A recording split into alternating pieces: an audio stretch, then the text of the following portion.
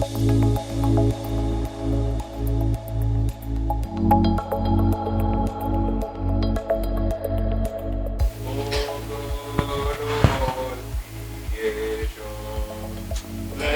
peace our land and nation. Justice be our shield and defender. May we dwell in unity, peace and liberty. Let it be found within our borders. Okay, thank you. The Rotary Grace. Let's bow our heads for the grace. For the things we think, say, or do, may we be forever grateful and ever mindful of the needs of others. Amen. Thank you, George. And the four-way test. The four-way test of the things we think, say, or do. Is it the truth? Is it fair to all concerned? Will it build goodwill and better friendships? Will it be beneficial to all concerned? So if you have a liquid in a container, charge it. If you don't, put your right hand across your chest. We are going to toast to the President and the people of the Republic of Kenya. President. You may sit. The MGK Foundation is an offshoot of, it was started by an audit firm, MGK Consulting, where I work.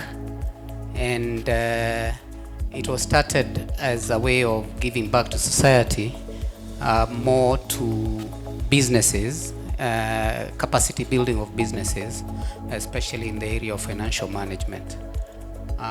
So it has now been running for 2 years, and the programs that we've been running are basically 3.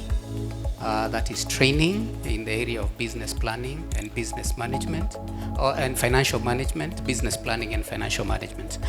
The second area we've been focusing on is knowledge sharing and about good business practices. And I think this is one session. This is a knowledge sharing session. And lastly, but that has not gotten traction as yet, is business networking. So the people we interact with, those in business and those aspiring to be in business, we bring them together and we see in that ecosystem whether they can either trade each other, share knowledge amongst each other, etc., etc. So happy to be here, and I'm looking forward to interacting with you this evening. Thank you. Good evening, everyone. We are now right on time for the moderated panel discussion. So, without further ado, I would like to call our panelists to take these very tall seats. We have Tax Manager at MGK Consulting, Jeremiah Mvera. Please join us at the stage. Please give him a hand clap. We have the founder of the MGK Foundation, and I believe MGK Consulting. You missed that part when you were introducing the MGK Foundation. Fun fact: the MGK Consulting is older than the MGK you think you know about. That other one, it's older than Machine Gun Kelly. So we'll talk about who stole whose identity. Rotarian past president Michael Kimani, please join us. We have, well, it should usually be ladies first, but my apologies. But you'll go last. Sawa. Age before beauty. We have with us a serial entrepreneur and founder of Cafe Kaya and the Foundry. Who's been to Cafe Kaya? Oh, I see there's a few people. Okay. Founder of Cafe Kaya and the Foundry, Roy Washira. Please join us. And last but not least, past president of the Rotary Club of Nairobi Langata, second president of the club, if I'm not mistaken. Now, wow, how many years in legal? Many, many years as a lawyer, in corporate, in fast-moving consumer goods, and now running her own firm, Arete Business Advisory Services, and AAA Law as consulting to do exactly what we're doing today, help businesses and SMEs survive and thrive. Rotarian Antoinette Absaloms. So, good evening, everyone. Yeah, so my name is Jeremiah Mvera. I'm a tax consultant. I work with MGK Consulting. I'm looking forward to this section so that we can assist each other to know more about tax, and also I'm looking forward to an engaging discussion whereby I'll be able to sort of be able to answer the question that you've raised about tax. Good evening, everyone, again. My name is Antoinette, popularly known as AAA. I have been a lawyer most of my life, and that's my passion. That's what I love doing, and that's what I do every day. And right now I'm spending my time supporting small and medium enterprises, just try and survive, because I understand how real the pain is. So I'm really happy to be here today to speak to you guys, to share ideas, to exchange experiences, and also learn. Hopefully we'll also learn a thing or two while we're here. Thank you. Hello, how's everyone? My name's Roy, aka some people call me Roy King. Been in business from I think when I was 14. I'm not gonna tell you how old I'm turning. I'll let guys guess, and then whoever gets it, maybe I give some chum. But anyway, we'll see. So as has been said, I've always been so keen on sharing the story of entrepreneurship. I believe everyone's journey is quite different to another person. And growing up, I didn't see a lot of people who looked my age or looked like me in these kind of spaces. So I like making sure I can come through and be able to share the learnings, the mistakes, so that we can grow this thing called entrepreneurship in Africa. Because we went to education to be employees and to work in factories and all that kind of stuff. And now things have changed. A lot of us, our mindsets are not the same. We're looking for more, but we're lacking the African stories. So yeah, looking forward. Good evening once again. So Michael Kimani, as I said, I used to work at MGK Consulting, an auditor by profession.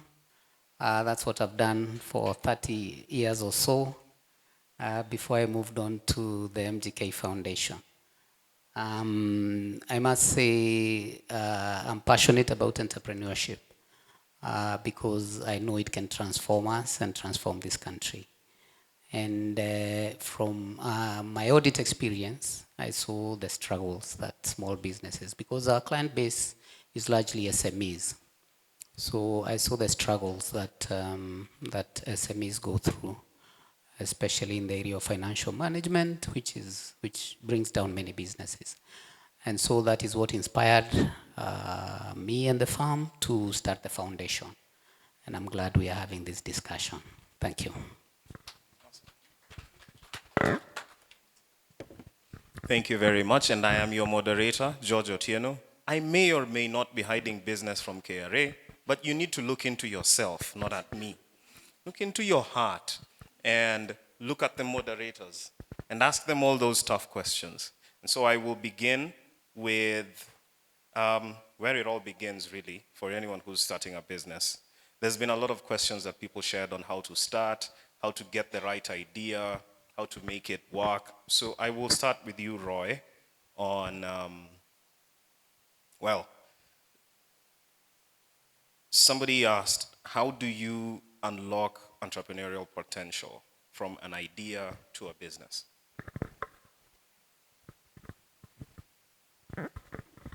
I think a lot of us, we have ideas. There's a lot of us with good ideas, but just we are so scared to execute. I think that's the biggest issue.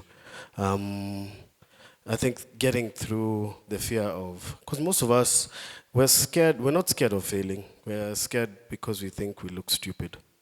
So we think our parents will tell, or your friend, nilikwambia kitu itafanya. So getting over that fact, I think the fear of being ridiculed keeps a lot of people where they are. So once you get over that fear, and you are okay with the fact that even if you join whatever corporation, it can fail. You get, no one's going to laugh at you because your business at you where you're working failed. So you got to get over that first. So that's main first hurdle, because majority of you, I mean, since you are in Primo, you've probably thought of business ideas, but you just never made them happen. You get, and that's the difference now between the ones like starting a business and not. So I'd keep it to that. Now that I have become a little more like, yeah, I can do this, MK. Somebody asked, what are the realities of starting a business? Well, I must say, starting a business is challenging. Let's be real. It's tough. But again, life is hard. And I think those who realize and accept that life is hard, then you move on and start tackling the challenges of life. So similarly with business. Business is tough, but does that mean that you don't do it? No. I would like to hear whoever said yes. So, yeah, I'll reach out to you. So you start and deal with the challenges that the business throws your way, and perhaps improve your chances of success by planning better. So we have, and you won't be the first anyway. We have success stories. People have started, and you have seen them, and you're aware of them. So not only are you it's not like you're jumping into the sea without a floater, without a life-saving device. You know that you can float, you can jump in there and actually swim and conquer. So I think the challenge is just to tackle those challenges, and start the journey.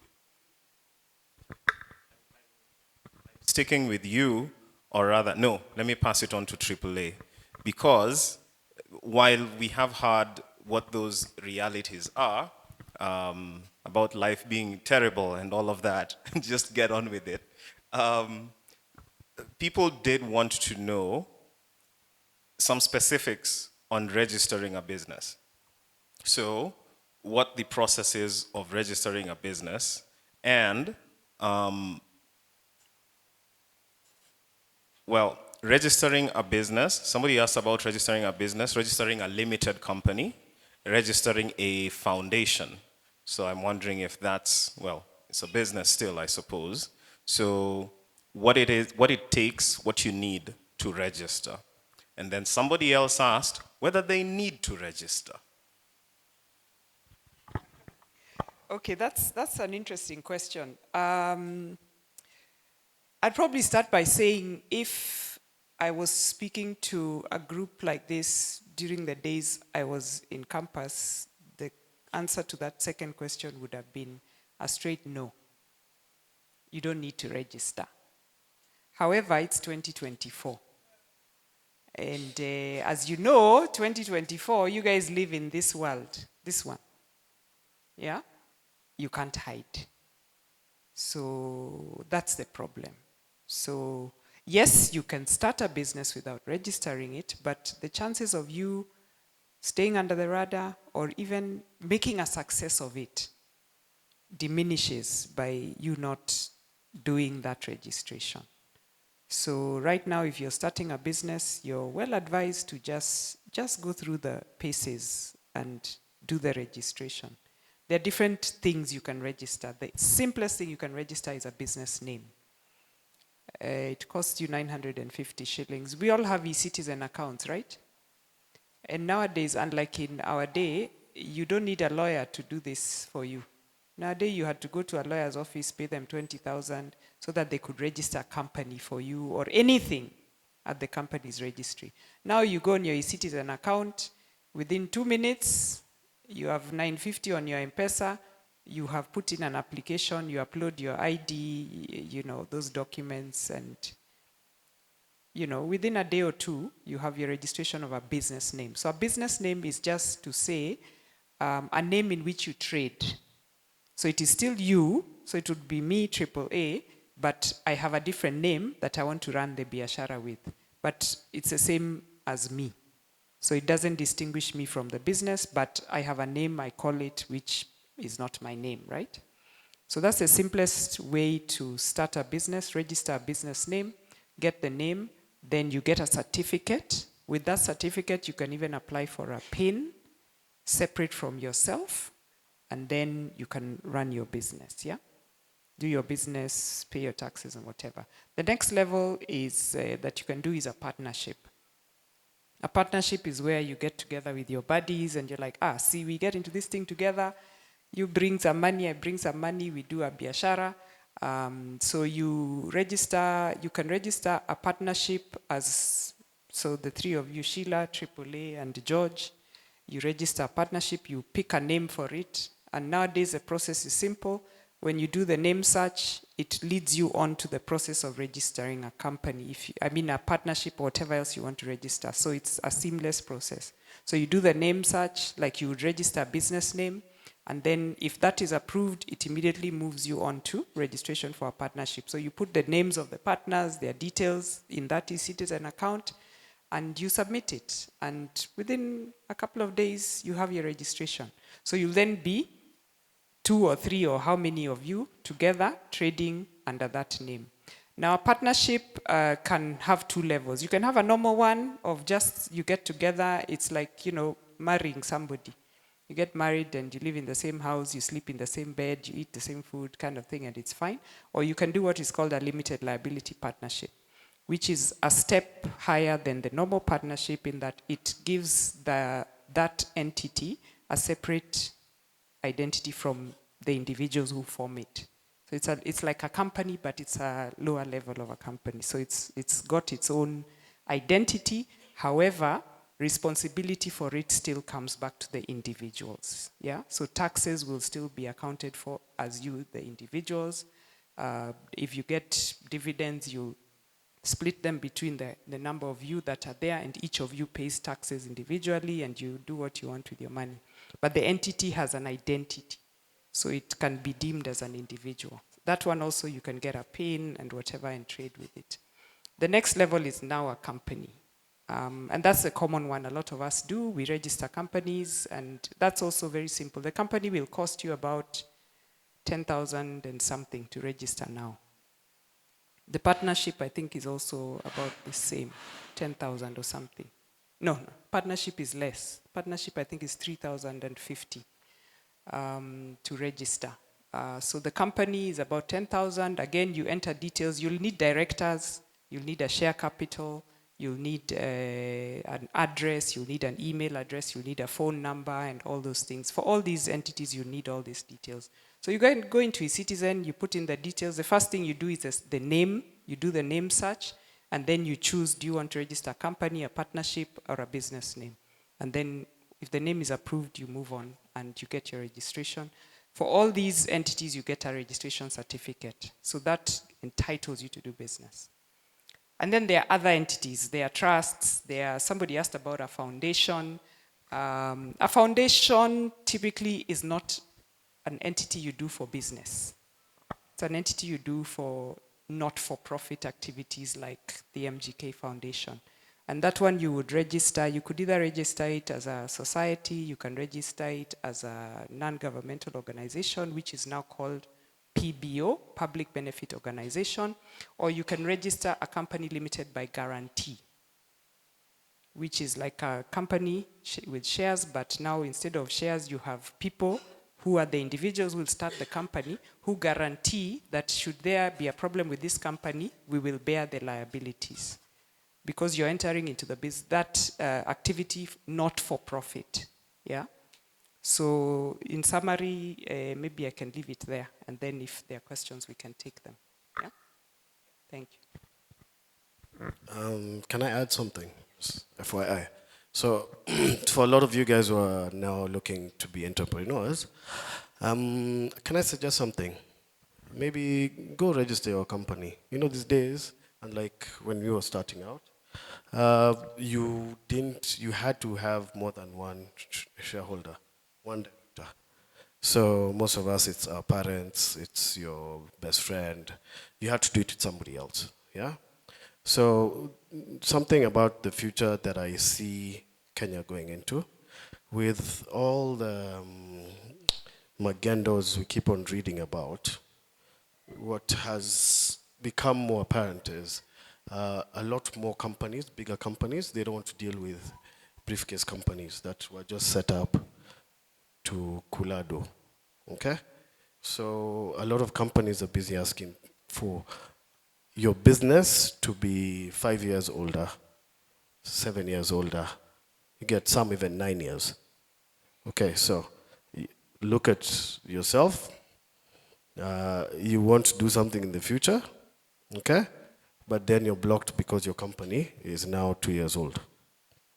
Okay, so what I'm just trying to say is, because I'm busy dealing with a situation like that, and luckily we just had an older company that we've just made sure we've kept it running properly, done the books, filed nil when we needed to, we weren't really using it. And now that's what we're gonna be able to use. But like now, if I hadn't done that like maybe 10 years ago, I wouldn't be able to fulfill an opportunity. So I'm talking about like things that time, money can't buy, okay? So small little things like that make a difference. But I guess you have to also talk to the guys for tax and what, because you gotta be, hey, boss, you have to be chonjo. Those fines for 10K for KRA, guy, they ongezeka. Okay, sorry. That's actually where I was headed. Or did you have something? That's actually where I was headed because, like you've said, sure, go ahead, register. It'll be of advantage to you. You're not really losing anything except for the tax man. So someone's asked, do you have to be tax compliant from the get-go? Please say no so that we can move on. Okay, I'd say yes and no. Yes, in the sense that once you formed a business, you're in the business. Because I believe most of us, apart from those who start a business as a hobby, most of us start a business to get an extra income or to make profits, right? So once you've made those profits, then ideally you are obligated by the tax law to pay taxes, right? So ideally, yes, it's good to be compliant from the onset, because if you do not do that, then it has repercussion in the sense that if you are required to pay taxes today, you didn't pay, then 2 years down the line, then you're supposed to still pay the principal tax, but with penalties and interest. So if you had been compliant from the onset, then you will have made a saving in terms of the penalties and interest that you are required to pay. So I said yes and I know in the sense that there are some other people also who start a business intentionally saying that I'm going to run under the radar until and when KRA catches up with me. But ultimately, KRA normally catches up with you. So I mean, like, it's just good to be compliant from the onset. I do have to follow up because I saw AAA shaking her head furiously, while you, our tax expert, are telling us people have done it. Where do we stand?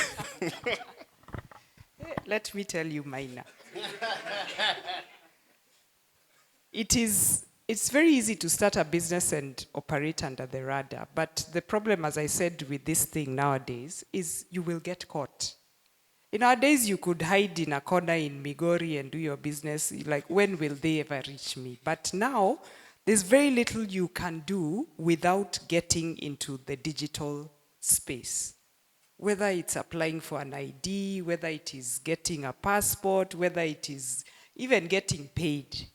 those jobs you think you're doing. Because as Roy said, nowadays guys are like us, we don't do biashara with people who are under the radar.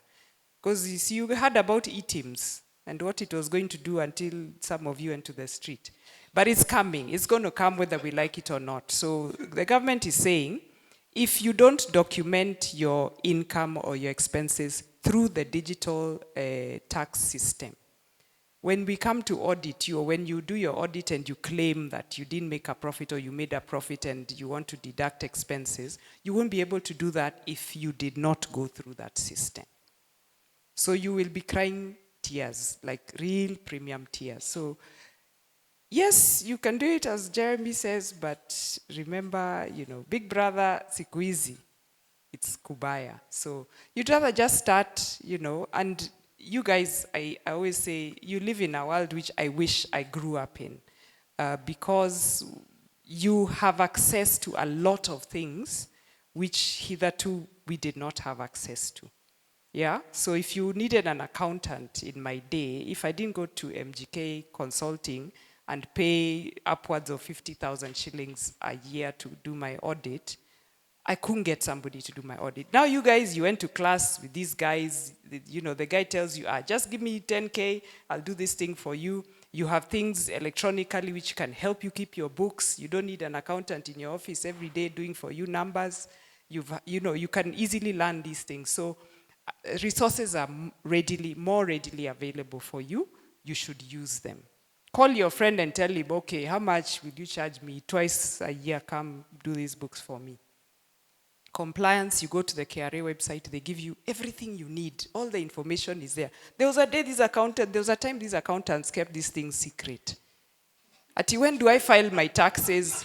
No, you need to open a file, then we'll tell you when your taxes are due, or we'll work out for you. Nowadays, you go to the KRA website, everything is there. You just need to take time and read when a tax is due. It explains to you, it gives you a link, it takes you, there's a form, there's an explanatory. It is so much simpler in this day. So why would you want to play under the radar? Because when they catch you, it is painful. Here is a fun fact. 70% of businesses that start today is the 20th of September. In 5 years, 70% of them will be shut down. And one of the biggest reasons for that is KRA. So why do you want to start a business that you know for sure, 5 years, without a doubt, utakuwa umekufa. All your investment will be gone, you'll have nothing to show for it. Just do it the right way. Somebody asked, does a small business need to pay tax and when? And I will combine it with a couple other questions. I think we are aware that they have to now. And so on the when, give us, we'll ask people to sign up for the actual course, but give us a little bit of a rundown or a crash course on what, I'm starting a business today. What does the tax landscape look like? What do I need to do? There's people who've asked about VAT, income tax, all of that. Okay, sure, thanks. So, yes, if you've started a small business, as I've said, you start a business because you want to make an extra income. So ideally, yes, based on those profits that you've paid, then you are required to pay taxes. So there are very different tax obligations which are there. So for instance, when you register a company, you will find that as a mandatory obligation is normally the corporate tax. Because for you to be, running that company and you've made profit. So basically the corporate tax is normally based on the profit that you've made in that company. So the revenue less the expenses and whatever you've made with the profit, then 30% of that goes to KRA. So there are some other obligations, like let's say for example you have employees, so on a monthly basis, then you need to be able to deduct pay as you earn and remit that to KRA. So depending also on the business that you are running, there are some certain services or certain goods which if you are dealing with, then they are vatable. So if you've reached a threshold of, let's say, for example, you are dealing with, let's say, professional services like Antoinette, and you've hit a threshold of, let's say, 5 million, or you anticipate to have a threshold of 5 million in a particular year, then you are required to register for VAT. So for the obligation, they will, not all of them will really kick in. It also really depends on the nature of business that you are running. So depending on the nature of business, then you'll find that sometimes you might have the obligation for income tax, pay as you earn VAT, but there are some which will only have, let's say, income tax alone or pay as you earn alone. So depending on the nature of business that you're engaging in.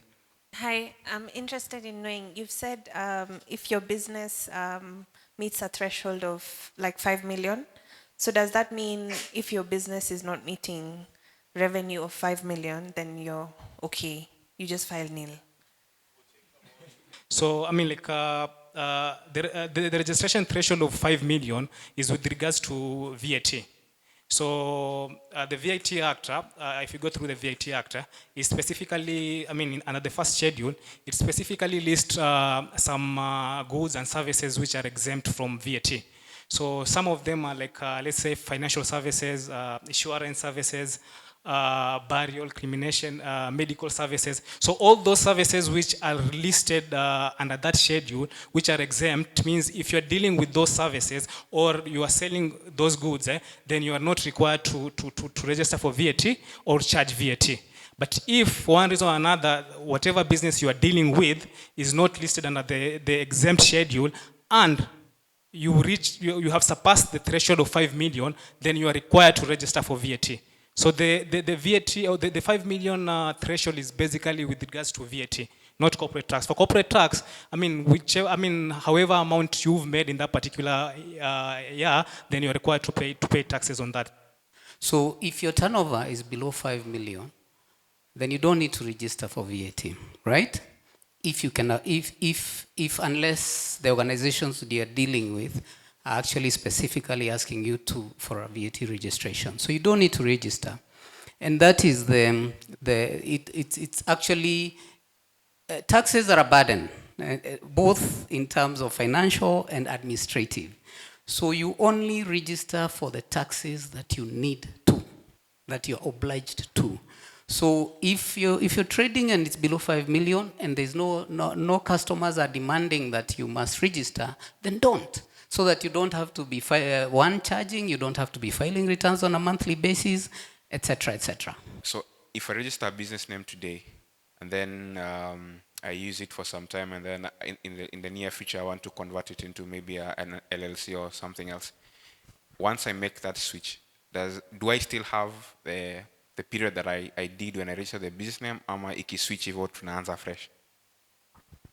So I think from a perspective of having a track record, if you register a business name and then you transit it into a company, you can show, there's a trail that shows the continuation from your status, one status to the next. And what a lot of organizations who are asking for these requirements of you must be in business for 5 or 10, is they want to see a track record of how you have been doing business. So you can still use the record while you are a business name, add it onto the record of while you are now a company, because that even shows you're progressing as an entity. There's a lot more requirements for compliance for a company than there is for a business name. So an entity that wants to do business with you, I think that will be an advantage for you because they see, hey, this person has grown, their business has, and now they're a company. And the important thing is that you have met your compliance obligations over this period. So while you're a business name, as well as while you're a company. Because they're looking to see that you are a consistent business person, you have some income coming in, you can manage your business, and you're paying your taxes. Yeah. You've talked about the many tax categories that exist when you're running a business, but tell us then, how do we tax evade or avoid? I know the two things. Well, before you laugh, I know the two things mean different things, but one is legal, one is not. So yes, could you also elaborate on that so that we also know how to, pay less tax? Okay, so I mean, tax avoidance basically is legal in the sense that you are using the laid down regulation which the government has provided to sort of like pay less taxes to the government. So for instance, let's say for example, you are like an employee, right? So you are earning a salary of 100,000. So you want, for a reason or another, you want to reduce the taxes that you are paying to the government. So if like you contribute to a pension, the first 20,000 in a month is tax-free, right? So instead of you being taxed on 100 shillings, you'll only be taxed on the 80 shillings, right? So also, like for example, you take like a mortgage to sort of like build a house or renovate a house, so you enjoy a relief of 25,000 in a month. So that reduces the amount of taxes which you will ordinarily pay to the government. So for a company, I mean, like let's say for example you are in manufacturing and you want to sort of like pay less taxes to the government. So if you sort of like set up like a manufacturing building or like you purchase manufacturing plant, then you are required or you are provided that you can claim investment deduction on that. So 50% of whatever you've set up, so that reduces your tax liability by the same margin. So again, also there's some, I mean, like I believe you've heard about of special economic zones. So I mean, like for a company, you can decide to sort of like set up in a special economic zone. So if you set up in a special economic zone, you'll find out that for the first 10 years, you get a reduced corporate tax of 10% instead of 30%. So I mean, those are basically, I mean, scenarios whereby you can sort of like utilize so that you can pay less taxes to the government, and it is legal, by the way. So with regards to evasion is basically where you already know that you are supposed to pay taxes to the government, but you decide to operate under the radar in the sense that, let's say for example, you are a company, right? So you decide to claim fictitious expenses that you have not incurred. So you will pay less taxes to the government, yes, but then again, that's not allowed because I mean, you are claiming expenses which ordinarily you've not incurred. So I hope I've answered your question. And so a question that was pretty common was, and anyone can pick this to answer, but I'd like just one of you to, unless there's something to add. It's on juggling a 9-to-5 and a startup. Like you've just started a business, can you and how do you juggle a 9-to-5 and a startup? And then in the same vein, how to manage multiple business ideas. Someone literally said in brackets 5 to 10, which is, I admire your ideation process. Roy, yes, absolutely. So, juggling basically Jobo and side hustle. So, I mean, I did that from, I think, second year. Yeah, second year. Because I was DJing, I used to have my own events. I used to do a lot of posters, the posters for like events and everything. And then I used to leave university at 2 o'clock, go work till 9 o'clock in the evening at a marketing company. And then most of the time leave there, go to radio, because I was also on radio. So, yeah, I was, lack of a better word, a proper langa for work. So, and I enjoyed it, but also, I guess, it doesn't work with everyone. Later on in my life is when I found out that I have ADHD. So that was why it was very easy for me to be able to multitask like that. But for a lot of people, it might be hard. But when it comes down to balancing, it's really up to you. That one, there's no special secret to that. Yeah. It's really up to you. Because I think as a business person, you really have to understand self. Yeah? You got to understand who you are. Me, I already knew I could do more than one thing at one time. Good. Whether you're good at it is a whole other question, because then that comes down to your specialization. But some of us, you're lucky that you can do more than one thing, and then maybe it adds on. So like my DJ life would add on to my radio life, that would add on to my marketing life, you know what I mean? So some things would add on, but some things are just so abstract from each other that they can't. So you've started your business or businesses, the guy with 5 to 10, and now your problem is you can't be everywhere at once, right? You need to make sure that things are happening while you're not there. How do you get into that now? So I think the biggest issue is we all believe we're Superman or Superwoman when we're starting, but you need to learn how to grow out. You need to be able to share your vision with somebody else properly, okay? And get them to be involved in your vision, okay? Because if you don't do that, then there's no growth. You know, because even for me, there was a time I'm doing so many things by myself that I have to choose what I'm available for at any given time. So yet, once you start building a team and you start being able to bring people into your idea, your vision, your plan, being able to teach people and immerse them in this idea that you have in your head, yeah? And now you're putting it down and many people are now believing in your idea, then you can move. I mean, look, the cafe is going on right now. I'm not there. I mean, like now we're full house right now. I'm not there. I wasn't there the whole day. I wasn't there yesterday, but there's people who are there, and my job as, like, where I've reached now, I know I'm a creative, okay? I used to fight with the idea of what I am. Some of us are not meant to be there day to day. Like, we're supposed to create the vision, and then we bring people on board, and we give them tools, and we keep on making sure that they understand that they also have a place to play in making sure that this dream is true. And then that way, they also release us to be able to go start something else. You see, because like now I'm doing a whole other project, but my team is still managing the other projects that I have, and they have ownership because I am not there. I'm not on their case every day. I'm not like asking them today, tomorrow. I am checking in with them just like you would your business partner. You get, so it's very different, and that's something you need to get to. Sorry, it takes time though. I'll first of all start with the side hustle thing, and I think it's great to see so many people in this room are having side hustles. So, because sometimes business ideas, you think you have the best idea, but unless you try it and see whether it will work, then that's the only time. I mean, the proof of the pudding is in the eating.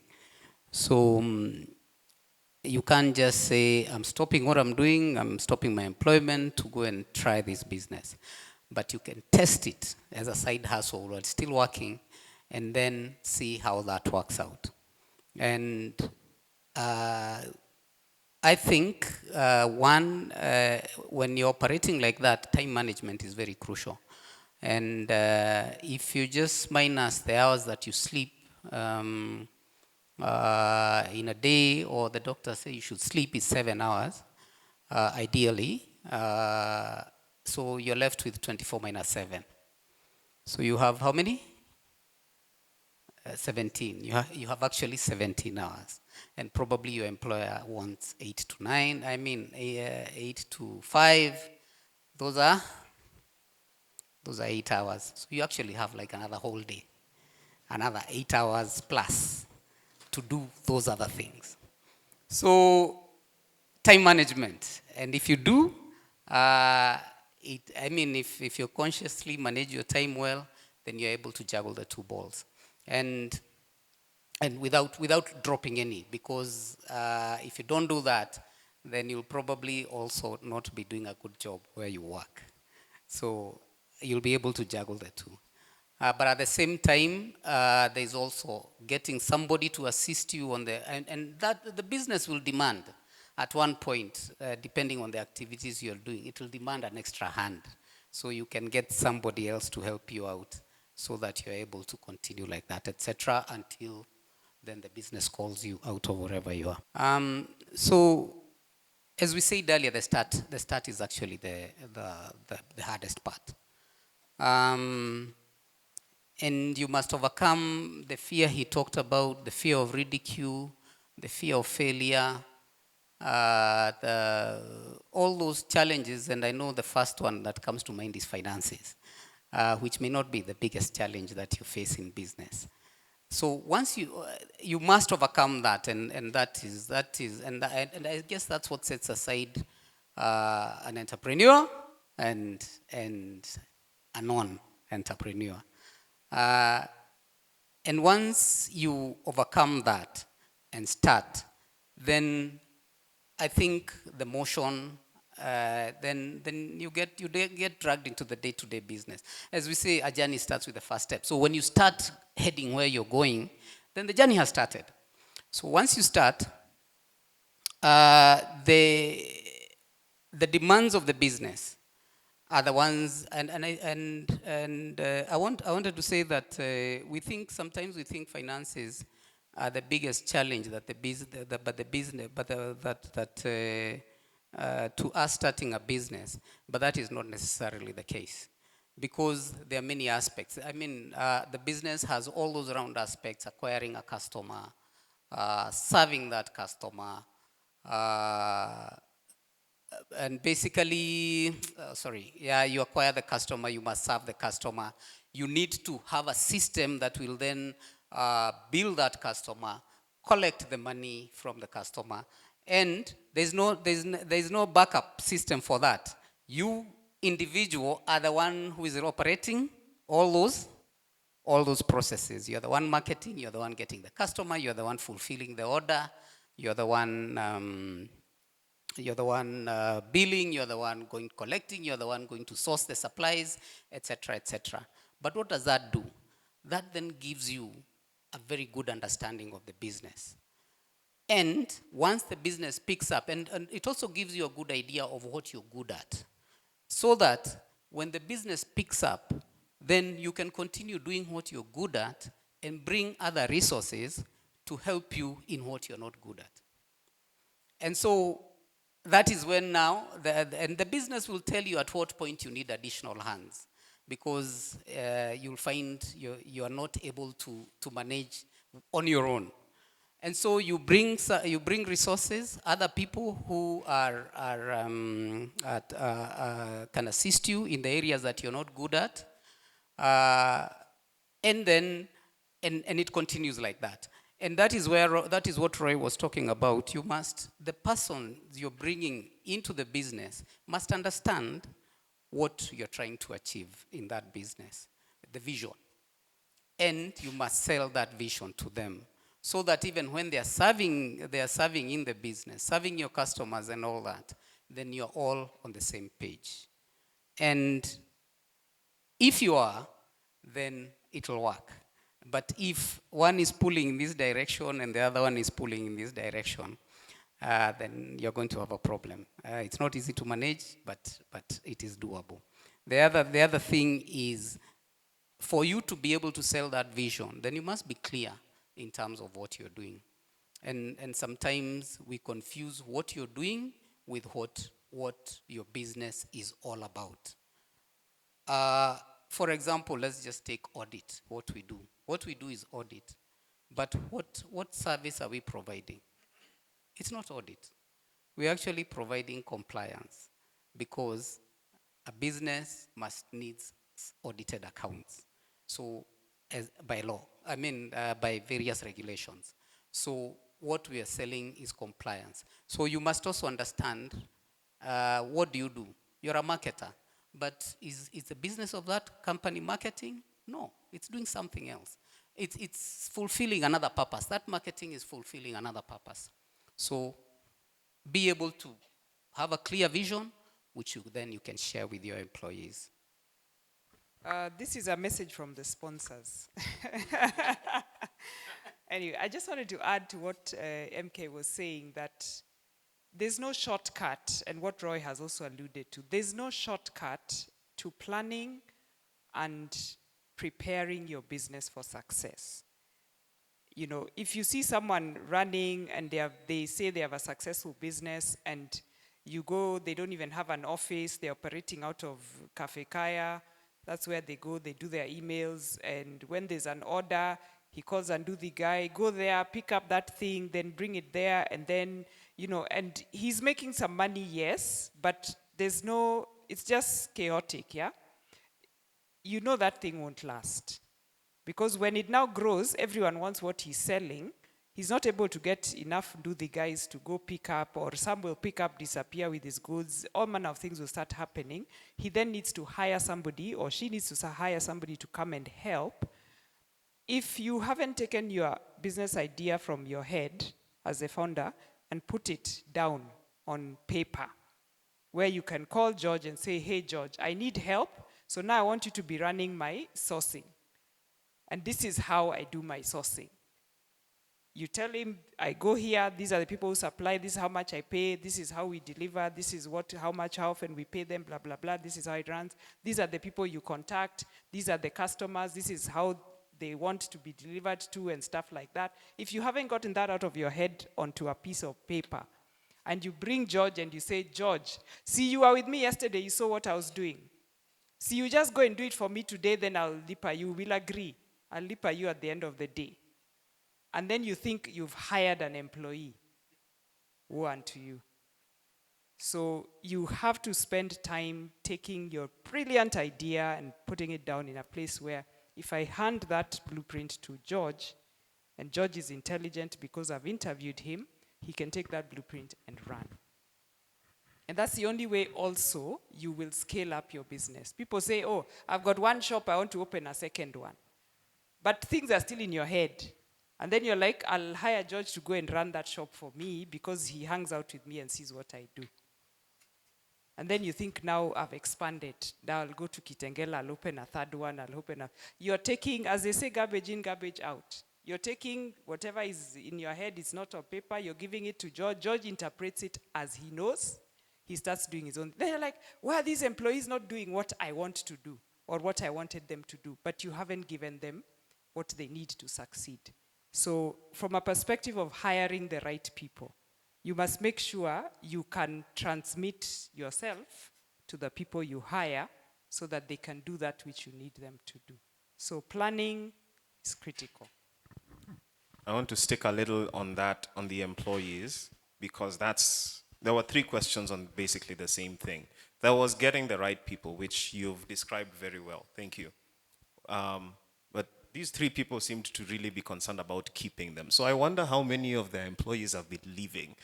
But yeah, maintaining the good employees. I think also it's also good to also do market research, because as you bring in these new employees to your organization, you invest a lot in them in terms of training.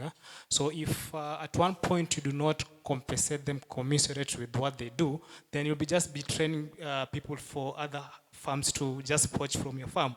So it's just good to also just do market research, know what the market offers for the position that you are hiring for. And with that, I believe then you should be able to retain this stuff for a longer time. Okay, so I'll say, as Africans, even the way we were brought up, okay, we are not brought up with good management, okay? And so these issues of how maybe your parents brought you up, or how they used to talk to the housemaid, or how they used to talk to the watchman, or how they used to do this and how to do that, these things you pass them on, because right now you're the boss. True? So now you start talking to people who you employ like that. Okay. So you also have to clear some things about your mental. Okay. Because from experience, what I've discovered, and touch wood, I have guys I've been with 15 years, okay? And we're still pushing, okay? What I've discovered is we live in a society that has a lot of people who have their own dreams, okay? But they are not led by people who look like they can take them there. Okay? And that's a sad, so meaning, another thing I discovered is like, if we want, most of my, like even our chef, our best chef, he was a KYM guy. Okay, we've been with him 7 years. He came to Beba Mawe at our construction. Then he became a sweeper. Then he became a, because some of the best people you will ever be with, there's something called opportunity cost. You either pay somebody a lot, okay, and you're competing with the whole market, okay, or you either treat somebody really well, and how much you're paying them is not the reason they're there. They're there because you respect them. They're there because they felt respected. When they come out of their house, they're proud. You get, when they're talking to your customer, that's why they have ownership. And that's one thing we don't get taught in school. We talk about employees like they're pawns. Today I have one, tomorrow, cheers, tutatafuta. Unataka kwenda? Unataka kwenda?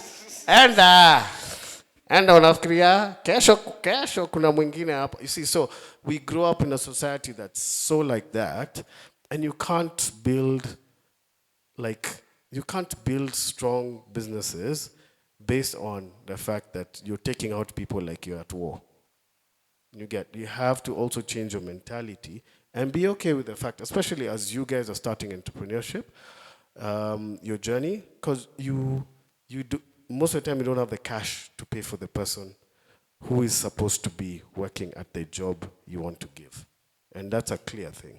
It's either that money has to go to buy the printer that you need for the guy to use, or the computer that you need that designer to work out. And then there's still rent, and there's Wi-Fi, and so you need to be able to change your mindset to be able to want to train or want to get people. And most of the time it's always people who are not in the industry that you're looking for. So like your best designer won't be a guy from school. It'll be the guy who is, like, for example, for a lot of us, it's been like the cleaners. Like the guy watches this guy designing on InDesign or whatever every single day. And then he starts playing with it. Then the next thing says, "Ay, boss, angalia kile nimefanya." And then you look at the thing and you're like, "Haya, unajua nimekuwa nikiona Mike akifanya hii, so nikajaribu." Then the next thing, that guy is going like places. You get, and he's whatever the pay grade is, it's not, because he doesn't expect it. He doesn't expect it to be at the same level. You get, and then you get more and more and more and more of those kind of people. Guess what? You will always have capital to grow the business, and you'll have people who can grow that capital. You get, and I think that's one key thing we need to pick up. Just know, you're not a good boss. Just know that from the get-go. You have not been raised by good bosses. You get, the society we are in is full of bullies, and the person who you want to work, who you want to work for yourself, for you, also has a dream. You get, and you need to change your mindset from, we're so profit driven, and that's why it's short term. Everything's short term. Everything's short term. And then that's how we look at people. You get, and you need to change it and look at it like a relationship, like a marriage. You get, most of you have probably stayed by yourselves. Yeah, yes, you stayed by yourselves for a while. Yeah. So, like bachelors, and you stayed by yourself. So you used to do everything by yourself. You get, you wash your clothes, you arrange them, you knew everything in the house. So you get a chick or you get a guy. So now you have to sell your vision to them. You have to include them in that vision. You have to show why they should also sidetrack from theirs and join and align with yours so that you guys can build. And even when they come into their house, you can't be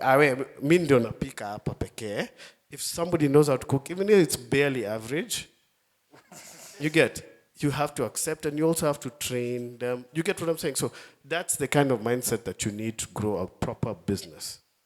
That the one that doesn't need you to be there every day. Let me move to financing. There was quite a few questions on that.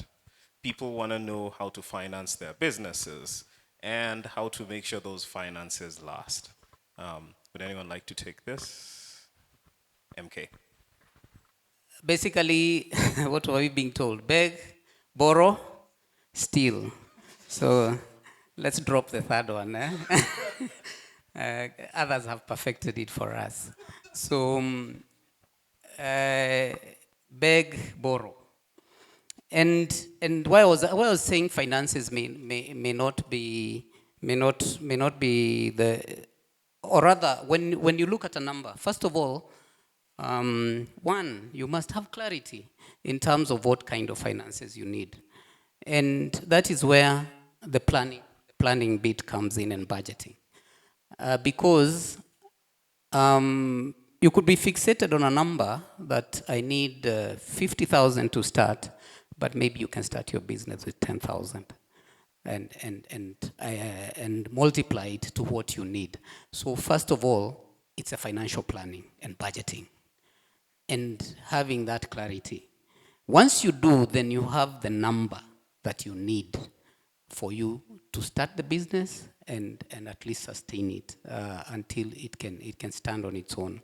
And not necessarily all the money is required up front. So once you have that number, then that is where now the social, because initially no financial institution is going to touch you. I would also discourage borrowing for a venture that you are not too clear, because then if it fails, then you're left with a loan with no income to service. So, and that is where then the next one, there is family, friends, and fools, FFF. So, and start there. Start with family, see what they can support you with. Go to your friends. Some could have something, some resources that they can put in your business. Work with them. I'll not talk about the third one. But also, we were having a discussion with a guy called Sam, and he's actually on our YouTube channel. And that is where Beg comes in. And what he was doing is that he was selling gadgets. Basically, I think screen, what is this? Screen protector. So he didn't have the capital. But what he used to go and do is go to the customer. Tell him, I can give you a screen protector. But he doesn't have the money to buy.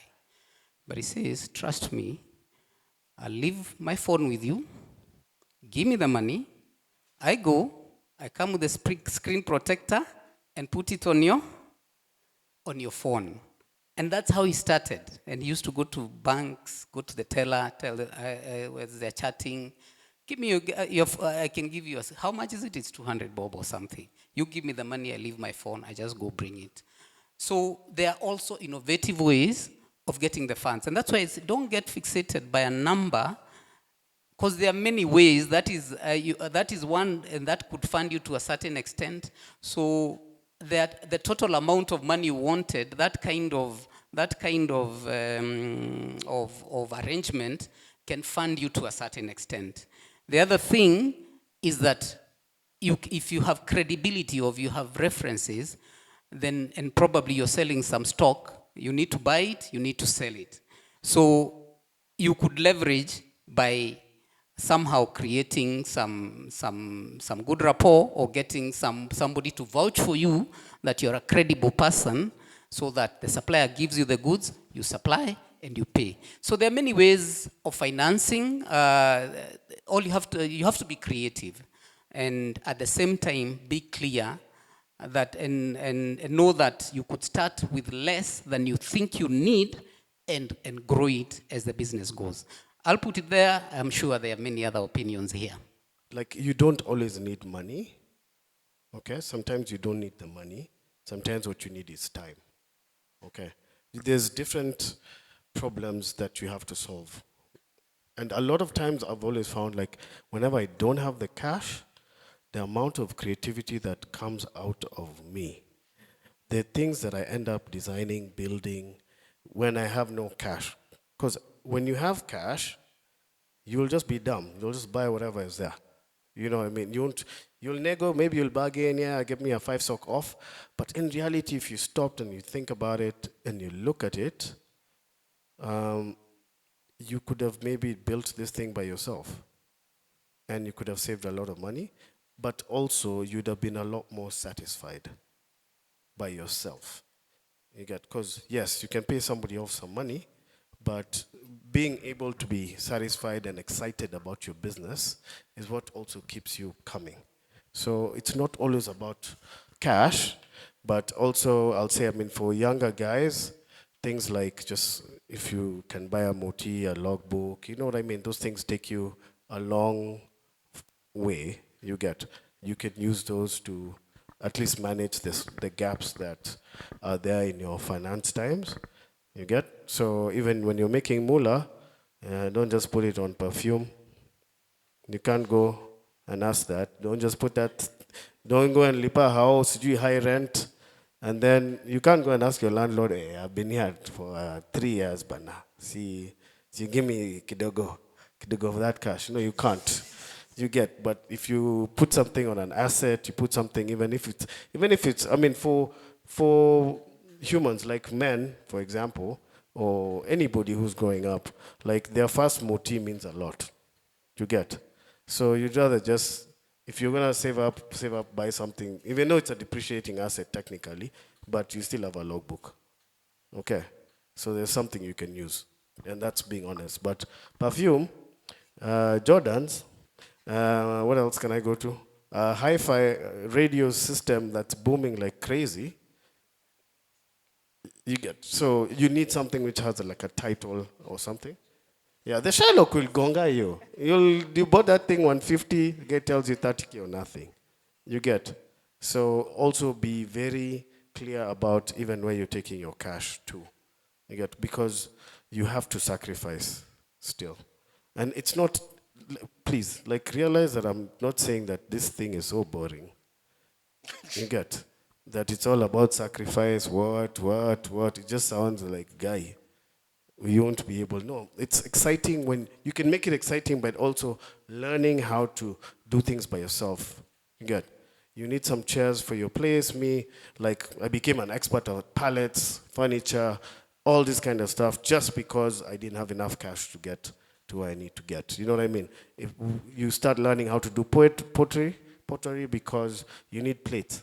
And you don't want your plates to look the same as everybody, and you don't want plastic plates, and you don't want this, because you also have your own standards, you know.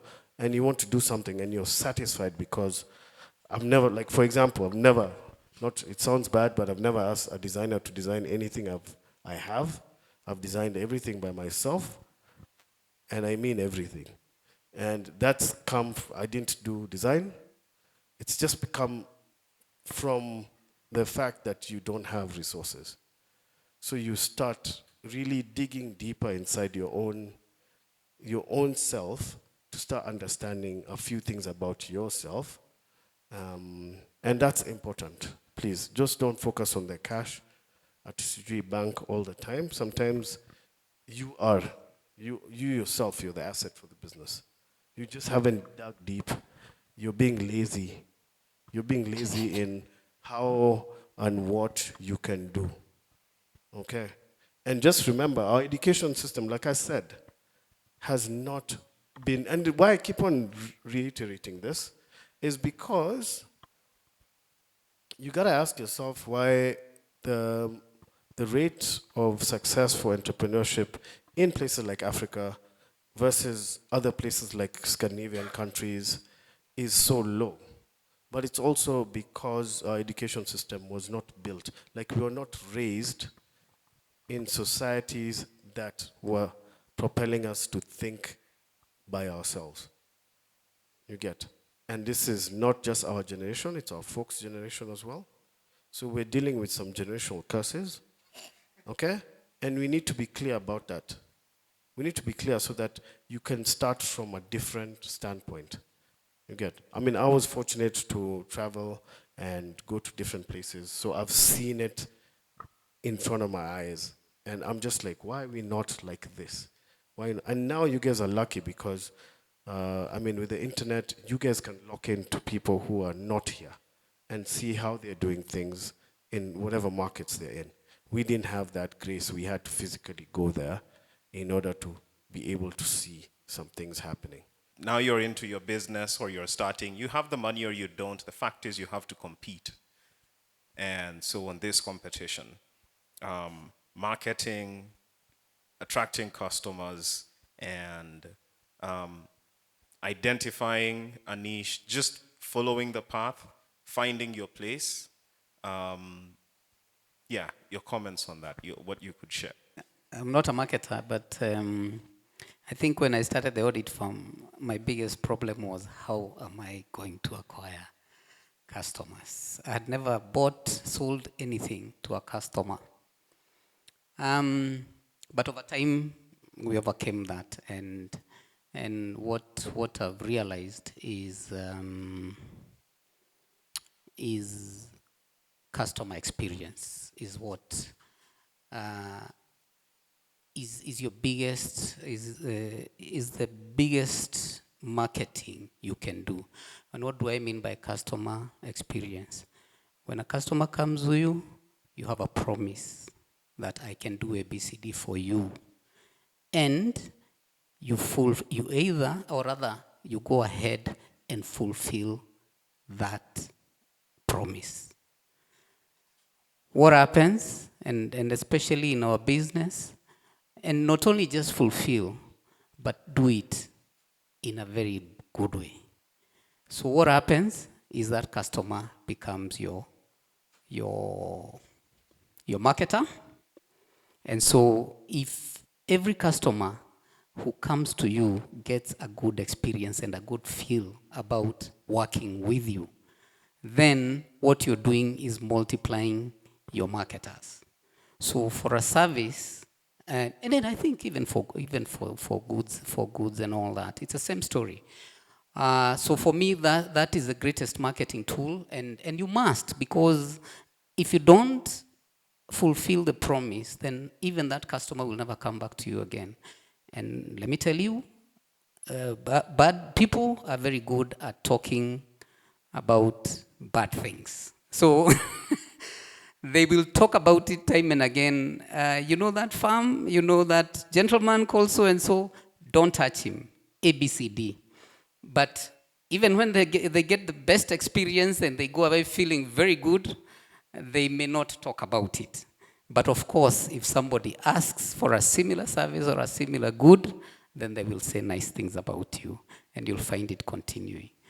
And I guess for a startup, that is what you need, because you don't have the budget to go to. But I know social media is there. You can do simple. I mean, you can do marketing at fairly low or zero budget.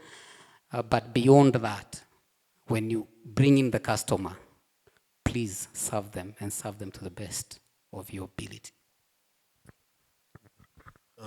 Yeah, just to add on to that, I mean, for us, like for me, I think marketing has always come down to product.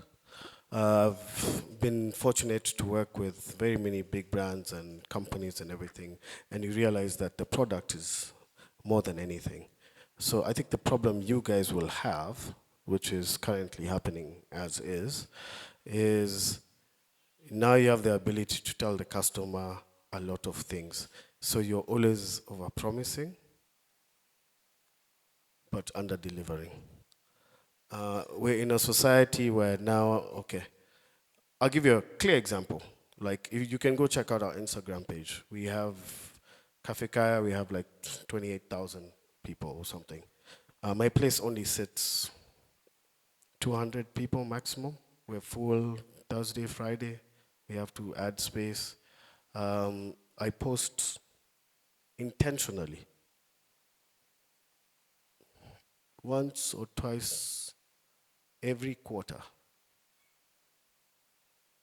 Okay?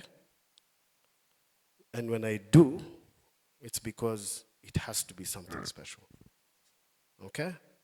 So even though those thousands of followers are there, they know that we're not those guys for like, these guys, killer sir.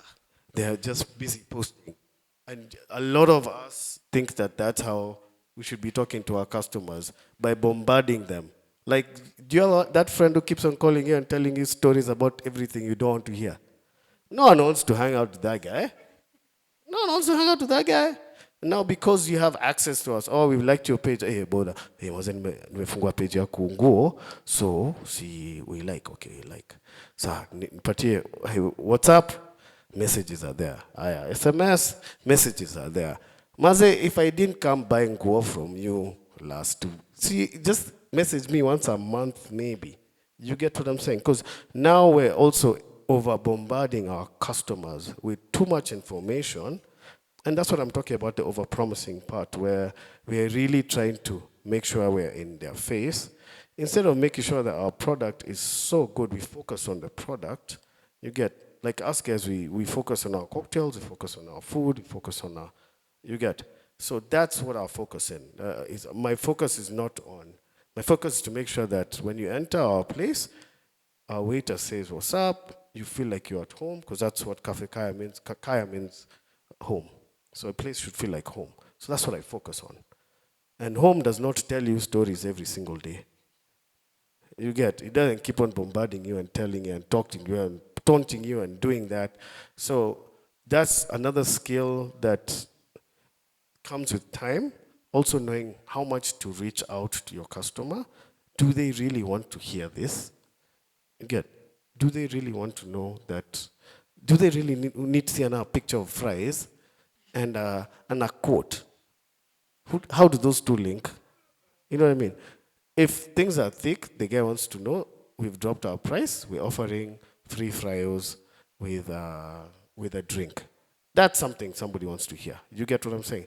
But they don't want to hear everything. So please, just treat them nicely as well. Always learn, there's something called UPOD, so under promise, over deliver. And that should be the focus, not the other way around, over promising and under delivering. So, thanks. Thank you. Final question. This is for you, AAA. You have the mic, actually. This is perfect. You're the one who has drummed into my head that 70% of businesses do not survive beyond 5 years. Somebody asked, I have survived 5 years. What next? It means one of two things. Either they are really lucky. Remember the guy I described who's running around and money is coming in and they're doing okay, and yeah. Either you're really lucky, but more likely is that there's something you're doing right. And you need to take a break at that point and identify what it is you're doing right. If you hadn't already done it at the beginning, take a pause and look at your business and say, do I have the fundamentals right? Do I have things in a place? Am I treating my employees right? Am I paying my taxes? Am I doing all those things? Because beyond the 5 years now, if you are doing the right things, your business is going to start rising with not too much effort from your part, because you probably have got your customer base right, you've got your product right, you've got your delivery base right, you've got your price right. So people are liking what you're selling or whatever it is, and you've hit 5 years, you're going to start rising. So you have to understand what it is that got you there that you need to grow and scale up. So it's a good point to take a break. A message from the sponsor. Call MGK Foundation and tell them, guys, I need you guys to help me look at my business, because from here, I could get really, really big. And when you start growing, that's when the funny things start showing up. The cracks start showing because maybe somewhere something wasn't too well done, and because the weight is now heavy, the crack shows. So do an assessment, figure out what you're getting right, where do you need the help. Maybe this is the time you need to hire that accountant. I don't know. Maybe this is the time you need, maybe to take a loan to buy more stock or whatever it is. But you won't know if you don't stop and say, hey, what is it that I'm doing right that I need to build on? So in very short, answer, that's what I would say. But congratulations, whoever you are. Thank you, and congratulations, that one individual. All right, questions, or take three? So I have been running my business for the past 3 years. Sister Locks by Faith. It's a service. So I have two questions. What do you do when you noticed your business has started to plateau? Like when you started, it was peaking, it was good and all, but you realize you're at a plateau, and if you don't get that wake-up call, you're going to start dropping. Then the other thing is, I'm running a service, and they have started becoming so many competitors in the field. So people are like, can you lower your prices? But you don't want to lower your prices because your quality, as you said, is good and you're doing everything right. So how can you brand your business to ensure that you maintain your prices and your business as it is without, I know that say economy ni ngumu, but how can I maintain that quality and my pricing and continue having clients and not having them all the time say there's somebody doing it lower like that? Yeah, thanks. So I'll say this. When you're in an industry like that, please don't do that price dance. You have to focus on product. So if I was you, if probably you do locks and most of the, can you do a pedicure or manicure at half the price? Add something else. You get, so you separate yourself from that. You're not in the same category with the other people anymore. They're talking about price. You're focused on product. So you need to add something else. Either that, or maybe you've made your own natural products and you go to do the locks with them, so you've saved them on some cost. You understand? Focus on the price. Please don't do that limbo for price. Utajipata uko chini. You also have to know when the Titanic is sinking, you can't be over there like those guys who are in the band, still singing, and there's Majing yelling. You also need to understand, is it time, maybe the locks game is done. Your profits, you made them, and it's a good time. Now get out before you start burning yourself, because it's not the only thing probably you can do. You get, maybe like I said, like the materials, because like I always hear babes with locks just causing about, what's it called? The actual products, that they're always making a big fuss, and no one really ever gets it right. So there's other things you can do, but not necessarily that. So, just to quickly reinforce, I never engage in price wars. All of you end up losers. So what you do is maintain your quality, and there are customers for your segment, for your pricing, for the quality that you're delivering. And then you had talked about plateauing, and of course, if you don't do anything, then it's going to dip over the other side, the curve, the S-curve. So it is time to re-strategize. There's a strategy that took you up to where you are. You must devise another strategy to take you to the next level. You could introduce new products, new services.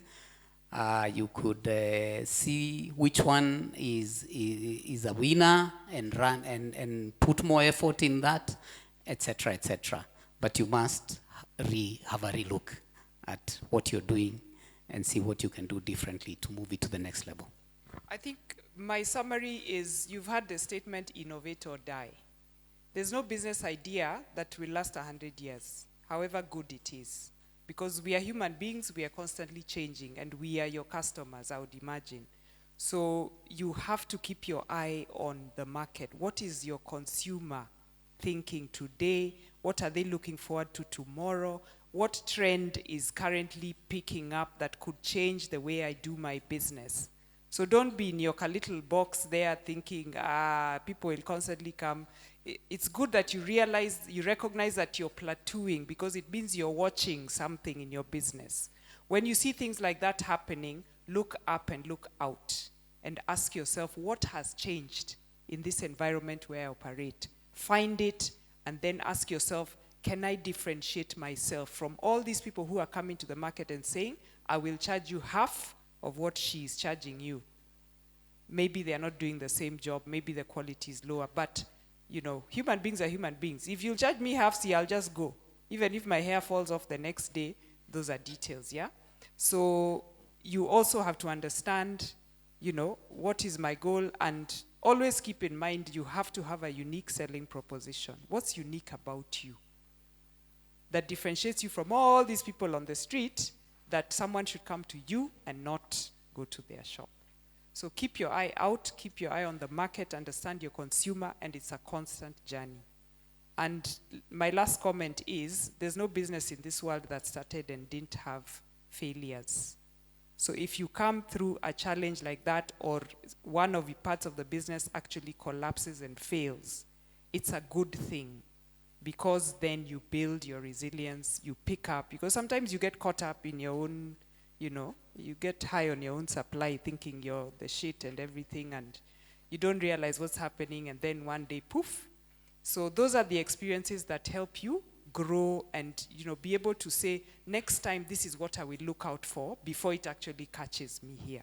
So embrace those experiences as well, learn from them, look for people who can help you. I mean, Roy has had businesses that have failed despite his being a serial entrepreneur, but he's still here.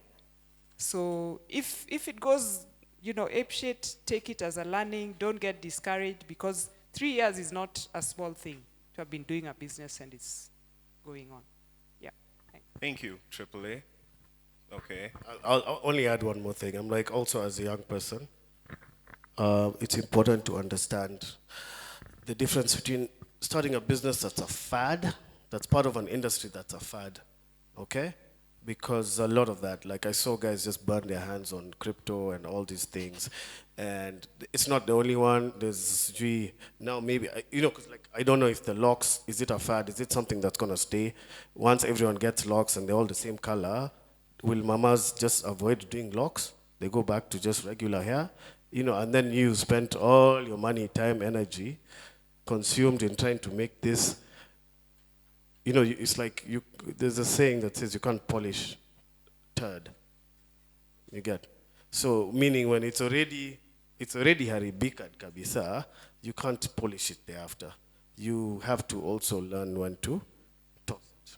Okay? So, and also it's important. Kwanza that fad part, because I remember as a young guy growing up, I mean, like, I remember I was nearly about to get into all these M-Pesa agents and everything, because by the time I was coming, we were doing a lot of work with Safcom.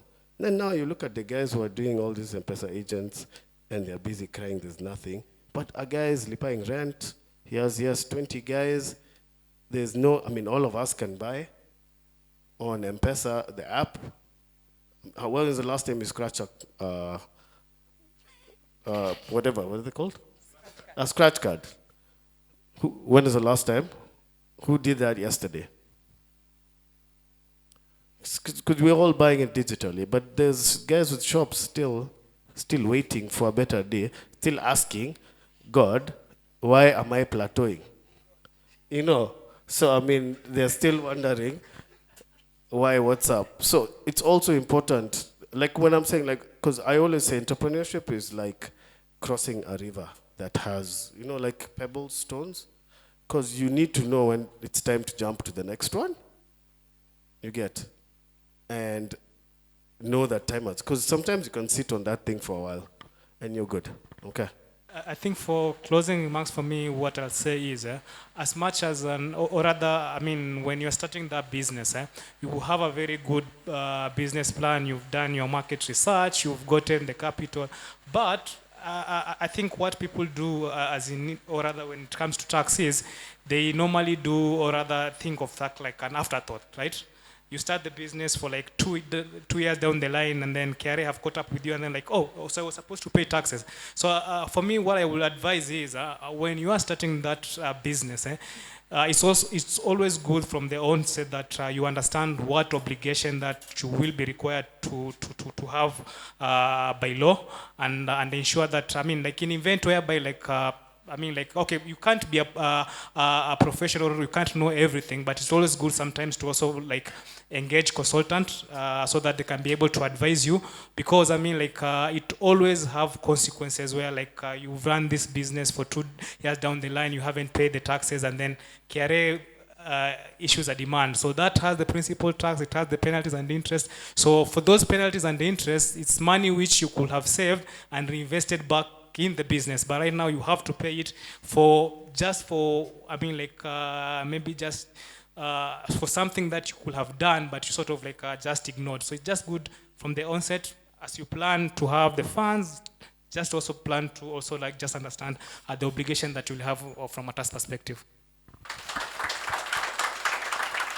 I believe we have learned quite a bit from them. I would request that you go back to your seats. I'm pretty sure your legs will be happy about that. And then I will call upon our Rotaract Work Chair, Meir. Good evening, everyone. Good evening once again. I'm sorry, we've taken a lot of time, but I'm gonna be quick. I will try to avoid saying quick and then I take your time. So thank you so much for the amazing presentation. Thank you so much for coming. Mine is a quick one. I'm gonna do a vote of thanks. Msitoke aki. And then introduce the team behind and then present certificates to our guest. On behalf of Rotaract at Work, I would like to extend my heartfelt gratitude to each one of you for joining us today, despite the rain. Mimi nimevaa hivi alafu, but it's okay. Thank you for the insightful panel discussion on starting and running a business. It has truly been a day filled with learning, inspiration, and meaningful conversation. Do you all agree? A special thank you to MGK Foundation for your generous support in making this event possible. To our amazing panelists, thank you for sharing your valuable time, knowledge, and experiences with us today. Your stories and insights have surely left us all with practical takeaways and the courage to pursue our entrepreneurial journeys with greater confidence. And to all of you, you guys are the real deal here, the participants. Thank you for coming. Thank you for avoiding. Maybe I'm avoid mnangoja masa. Thank you for going other activities and joining us this time. It is through these connections and shared spaces that we continue to grow together. Let us continue to collaborate, inspire, and build on the momentum created here today. Thank you once again, and we look forward to seeing you at our next event. So the MGK Foundation is working together with Rotaract at Work to offer an entrepreneurship training in financial management for anyone who signs up from here. It's going to be free of any cost to you. Free of any cost to you. It's going to be a 2-month program that will cover starting and running your business. It will cover compliance, both tax and legal. It will cover budgeting and financial planning. It will cover bookkeeping. So it will run over a period of 2 months. We'll have 2 in-person sessions every month where you'd come, you'd sit for a few hours, we'd talk about the topics, you'd ask questions, and you would go away with tools that can go and help you work on those areas, either for your business or your upcoming business. And it will not cost you anything other than the cost of coming to the venue and attending. However, we'll require that once you come and start attending, that you attend to the end, because that is the only way you'll ensure you derive the value. And secondly, we don't want people to squander opportunities for those who may have wanted to come. And if the class is full, we tell you don't come, and then you come for 1 session, and then you disappear. Yeah? So we ask that if you're committing to come for the program, please just sign up. I think there's going to be a link shared. You will sign up, we'll take your details, we'll then communicate to those who sign up when the training will start, when it will take place. Of course, we'll take communication from Ngetich and George and others about what's the most appropriate day and time, depending on what is most convenient for you guys. We'll run the training, and hopefully we can impart some additional knowledge to you and help you run your businesses a little better. So thank you very much, and we look forward to you guys joining.